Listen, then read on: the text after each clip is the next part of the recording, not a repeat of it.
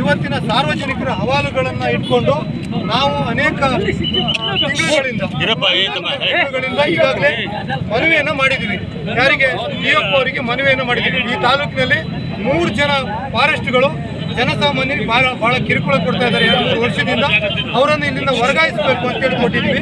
ವರ್ಗಾಯಿಸೋದಂದ್ರೆ ಕಾನೂನು ಪ್ರಕಾರ ಅವರನ್ನು ಸರ್ಕಾರ ವರ್ಗಾಯಿಸಬೇಕಾಗಿತ್ತು. ಆದರೆ ತಾಂತ್ರಿಕ ದೋಷದಿಂದ ಆಗದೇ ಇರೋದ್ರಿಂದ ನಾವು ಏನು ಮಾಡಿದ್ವಿ, DF ಅವರಿಗೆ ತಾಲೂಕಿನ ಹಿತದೃಷ್ಟಿಯಿಂದ, ಆಡಳಿತದ ಹಿತದೃಷ್ಟಿಯಿಂದ ಅವರನ್ನು ಬೇರೆ ಕಡೆ ನಿಯೋಜನೆ ಮಾಡಬೇಕು ಅಂತೇಳಿ ಮನವಿ ಮಾಡಿದ್ವಿ. ನಿಯೋಜನೆಯನ್ನು ಮಾಡಿದ್ದಾರೆ. ಆದರೆ ಯಾವಾಗ ನಿಯೋಜನೆ ಮಾಡಿದ್ರು ಅಂದರೆ, ನಾವು ಮನವಿ ಮಾಡಿ 1 ತಿಂಗಳ ಕಾಲಾವಕಾಶ ತಗೊಂಡು 1 ತಿಂಗಳ ಮೇಲೆ ಮತ್ತೆ ನಾವು ಸ್ಟ್ರೈಕ್ ಮಾಡ್ತೀವಿ ಅಂತ ಹೇಳಿದವಾಗ ಒಂದೇ ಅವರನ್ನು ರಿಲೀವ್ ಮಾಡಿದ್ದಾರೆ. ಆದರೆ ನಾವು ಈ ತಾಲೂಕಿನನ್ನೇ ಹೊರಗಾಕಬೇಕು ಅವರನ್ನು ಅಂತ ಹೇಳಿದ್ವಿ.